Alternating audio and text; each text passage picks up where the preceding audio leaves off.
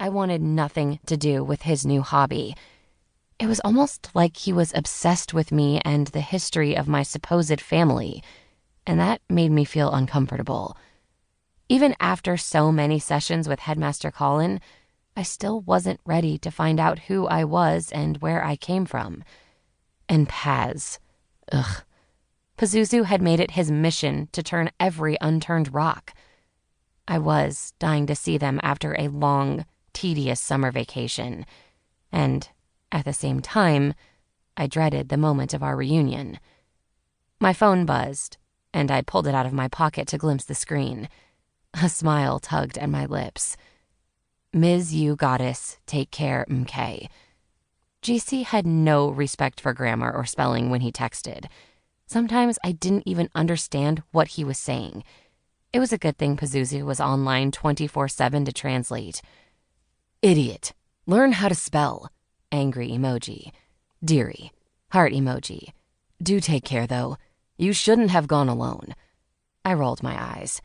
Maybe creating a group text for me, Paz, and GC hadn't been my most brilliant idea. I'll be fine, guys. Chill. A bunch of heart emojis from Paz, too many kiss emojis from GC, and a fuck ton of poop and angry emojis they exchanged between themselves. I switched my phone off. Paz had spent his summer vacation in hell, at his mom's place, and GC had traveled to Egypt, India, Thailand, and a bunch of other places with Andromeda and Apis Sr. When he didn't travel, he lived on his parents' luxurious boat. Oh, how I wished I'd gone with him. Andromeda had invited me, in fact, but I was forced to refuse. For one, Pazuzu would have never let me hear the end of it if I spent the summer with GC and his family. And two, I'd made a promise to Headmaster Colin. The diner was in sight, just across the street. I chewed on my lower lip anxiously, not feeling quite ready to face my mom. My adoptive mom, that was. Headmaster Colin had told me it would be healthy for me to make peace with my past and my parents. They did the best they could. But did they? I asked him in one of our therapy sessions. I'd pulled up my shirt to show him the cigarette burns on my abdomen. They were faded now. He did this to me. I was 3.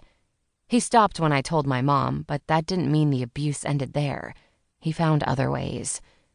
The headmaster had sighed and nodded. I know this is hard to accept, but whatever he did to you, it was never personal. In his head, he wasn't hurting you. He was hurting someone else. He was taking revenge on someone who'd hurt him in the past. You were just a reminder of that pain. That makes no sense. I'm not his daughter, and I'm not my mother's daughter. What's the connection between my real parents and them? You should ask them yourself. You have all these questions, all these things left unsaid. You'll have to face the Lazarovs sooner or later. Why not sooner? You could just tell me, you're a mage. There are things no one else can do for you, Mila.